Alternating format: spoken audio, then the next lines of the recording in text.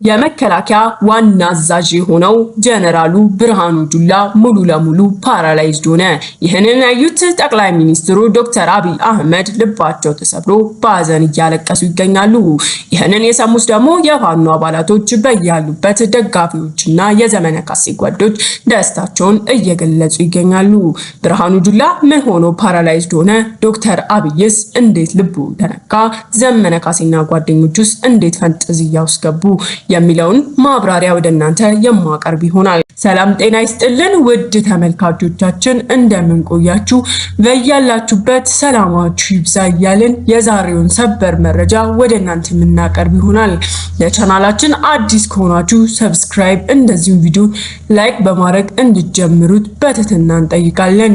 ብዙ ዓመታትን የመከላከያ ዋና ጀነራል ሆኖ ሲያሰለጥን ሲመራ ሰራዊቱን ሲያሰራጭ የነበረው ብርሃኑ ጁላ ዛሬ ላይ ፓራላይዝድ ሆኖ አልጋ ላይ ቀርቷል። ይህ ይሆናል ብሎ ማን አሰበ? ማንስ ገመተ? ይህ ነገር እንዴት ሊሆን ቻለ የሚለውን በዝርዝር ወደ እናንተ የምናቀርብ ይሆናል። በዚህ ጉዳይ መላው መከላከያና ሰራዊቱ ከልብ ሐዘኑን እየገለጸ ይገኛል። ስንት ዓመታትን ሲዋጋና ሲያዋጋ ከኢትዮጵያ ተርፎ ከሀገራቸው አልፎ ለሌሎች ሀገሮች የቆሙ ወታደሮችን ያሰለጠነው ብርሃኑ ጁላ ዛሬ ላይ ፓራላይዝድ መሆኑ በጣም ሁሉንም አስደንግጧል። ዶክተር አብይ እጅግ በጣም ቀኝ እጄ አለልኝ መከታይ የሚሉት ብርሃኑ ጁላ ዛሬ ላይ አልጋ ላይ ተኝቶ ማየት እንዴት ያማል። እሳቸውም መቋቋም አቅቷቸው እንዳለቀሱ መረጃዎችና ቪዲዮዎች እየወጡ ይገኛሉ። ይህን የሰሙት የፋኖ ዋና መሪ ዘመነ ካሴና ጓዶቹ እጅግ ፈንጠዝያ ላይ ይገኛሉ። ሁሉም ቢሆን የስራውን ማግኘቱ አይቀሩም። የስራውን ያገኛል። ሞትማ ምንድነው? አንዴ ሞቱ ማረፍ እኮ ነው። የሰው ልጅ ህይወቱ እያለ ግን ራሱን ማዘዝ ሲያቀተው ማየት ይህ ነው የሞት ሞት እያሉ ደስታቸውን እያበሰሩ ይገኛሉ። ሙሉን የአማራን ህዝብ ሲጨፈጭፍ የኖረ ህፃናትን፣ ወጣትን፣ አዛውንትን ሁላ ለአንደኛቸውም ሳይራራ እሱ ራሱ በእጁ ቢያደርገውም ትዕዛዙን ከላይ እየሰጠ በወታደሮቹ ሲያስጨፈጭፍ ሲያስገድል የኖረ ስንቱን ሲመራ የነበረ ዛሬ ላይ ግን እግርና እጁን ማዘዝ እንኳን ሲያቀተው እንዴት ደስ የሚል ነው። ይህ ከፈጣሪ የመጣ ነው እንጂ ይህ እንዴት ሊሆን ይችላል እያሉ ሁሉም ፈንጠዝያ ላይ ይገኛሉ ማለት ነው። አዎ እውነት ነው። ስንት ሰራዊትንና ስንት መከላከያን በዚህ ግቡ በዛ ግቡ እያለ ሲያዝ የነበረ ሰው ዛሬ ላይ ከጭንቅላቱ ውጪ መላ ሰውነቱን ማዘዝ አቅቶት አልጋ ላይ ኩርምች ብሎ ሲኖር ማየት እንዴት ያማል። በዛ ላይ ይህ ነው ተብሎ ባልተወሰነ ዘመንና ጊዜ ላይ ዶክተሮች ምንም አይነት ምላሽን እየሰጡ እንዳልሆነ ሁኔታውም ግራ እንደገባቸው ተናግረዋል። ብርሃኑ ጁላ እንዴት እንደዚህ ሆነ እንደሚሆን የሁላችሁም ጥያቄ በጣም ግልጽ ነው። አብሮት የሚሰራ ከዚህ በፊት ዘመነ ካሴ እንዳለው እኛ ብዙዎቻችን እዚህ እንሆን እንጂ ልጆቻችን ያሳደግናቸው የኛ የሆኑ ሰዎች በመከላከያ ውስጥ እንደ ብዙ አሉ፣ ከብዙም በላይ አሉ። እንኳን መከላከያ ውስጥ ቀርቶ እያንዳንዱ ባለስልጣን ደጅ ላይ ይጠብቀኛል ብለው ያቆሙት ሁሉ አንዳንድ ሁለት የሆኑ ፋኖች አሉ እያለ ብዙ ጊዜ እየተናገረ ሰምተነዋል።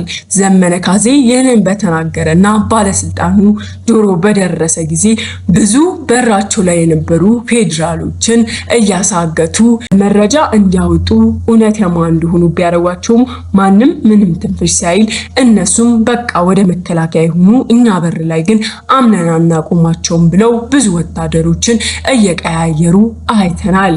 ነገር ግን አሁንም ዘመነ ካሴ በልቡ ሙሉነት ዛሬም ሆነ ነገ ጠባቂዎቻችን ብትቀይሩ ከኛ ከፋኖ ውጪ የሆኑ ልጆችን ማግኘት አትችሉም።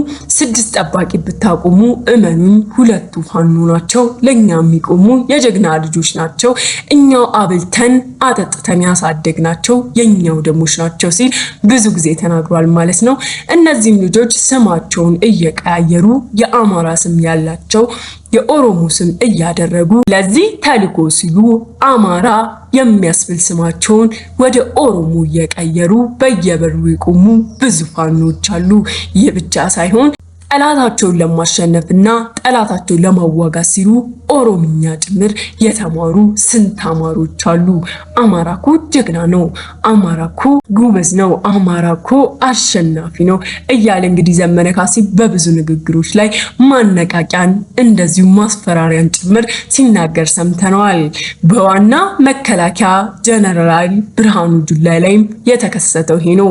አብሮ ጓዴ ነው ብሎት ለ11 ዓመታት አብሮት ሲጠጣ ሲበላ የነበረው አንድ ወታደር ምክንያቱ ባልታወቀ በምን እንዳናደደው ሳይታወቅ ነገር ግን ተልኮን በመሳት እሱ ላይ እንደተተኮሰበት ተናግሯል። የተተኮሰበት ጥይትም ለሞት ሳሰጠው ነገር ግን አልጋ ላይ እንዳስቀረችው ተናግሯል።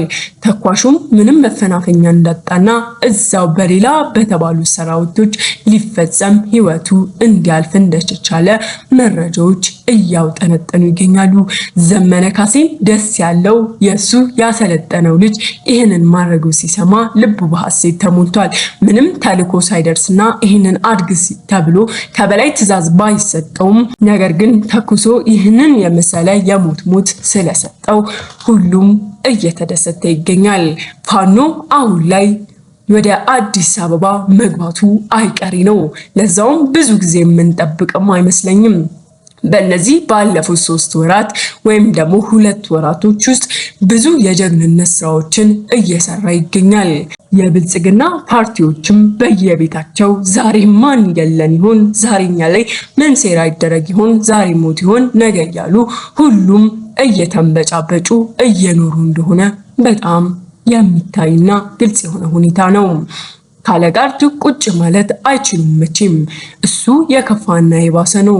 የሚችሉት በእያንዳንዱ ሳምንቱ ወይ በሁለት ሳምንቱ ጋርድ ብሎ ያቆሟቸውም በየቤታቸውና በየደጃፋቸው ላይ ቶሎ መቀያየር ብቻ ነው። ይህም ቢሆን ምንም እነሱን ነፃነትና ኮምፎርት የሚሰጥ ጉዳይ አልሆነም። መቼ ፋኖ ደጃቸው እንደሚገባና መቼ እንደሚጨርሳቸው አሁንስ አጠገባቸው ያለው ምን እንደሆነ ግራ እስኪገባቸው ድረስ በስጋት እየኖሩ ነው። ይህንን እያዩ ያሉ ፋኖችና የፋኖ ደጋፊዎች ደግሞ ፈንጠዝያ ላይ ይገኛሉ። ሞት ማለት እኮ አንድ የተተኩሶበት ግጥም ማለት ሳይሆን እየተንበጫበጩ መኖርንም ያስከትላል።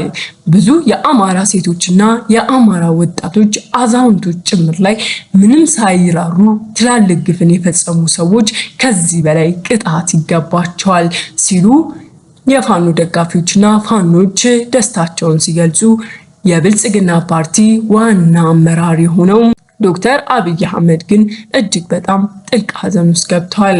ተመልካቾቻችን እናንተም በብርሃኑ ጁላ ላይ የተደረገውን ነገር እንዴት ትመለከቱታላችሁ? ሐሳብ አስተያየቶቻችሁን ኮሜንት ላይ አስቀምጡልን።